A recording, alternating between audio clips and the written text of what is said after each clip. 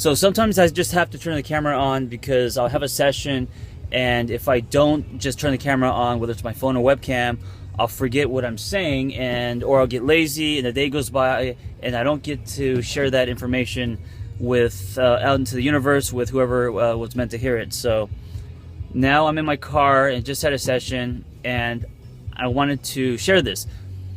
This person has struggles with, as many do, including myself, with all the what ifs, and wondering if they've made right decisions, what's in the future, and struggling with the here and now, being okay with what is on their plate and what's happening now.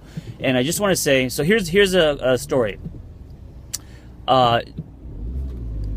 She went on a date with a guy, and usually she is looking, she's got the checklist, like, is this guy for me? Or do we have things in common? All this kind of stuff. But because she was only visiting, there was no way that she was going to be with this guy, right? There was no relationship there. So she went on the date just to go on the date, and so the judgment factor was eliminated. All the future factor of what ifs and blueprints was eliminated, and it was just her and this guy. They went on a date, and she wasn't, blown off her feet. But she ended up having an amazing time, and I think they kissed, or I don't know what they did, but it was memorable and it was amazing. And so what she was left with is nectar. What she was left with, that's a good example of living in the present.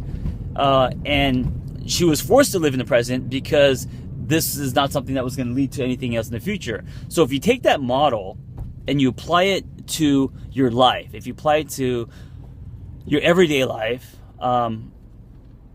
that's what's left. That's what's left is the present, the here and now, the juicy stuff, the moments of what, instead of living in your head, instead of living with what ifs. I am very guilty of this, always thinking, if I could get this, or when I get this, or when this happens, or when this blows up. There's a lyric from Kanye West song. It says, wait till I get my money right, and I sing that loud because I always, when I get this, then things are going to fall into place, and then I'll have this, and I'll have that. And you know what?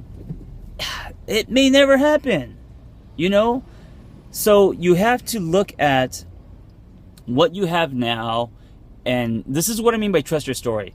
If you're doing things and you're making choices based on your truth and what you feel moves you, living a life where you are giving yourself and creating a space where you are just shooting light and being the best version of you, that's all that matters.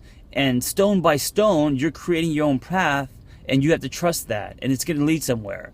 Instead of having this picture of what your life's going to look like, and because it's not going in that direction, and because you only have so much control, then you have anxiety and you complain and you're miserable and life sucks, and then etc., etc. So trust where you're going is going to lead to good things, okay? And you don't know what they are, but trust they're going to be amazing as long as you're truthful, and as long as you're not living in your head, but living today, right now, just living.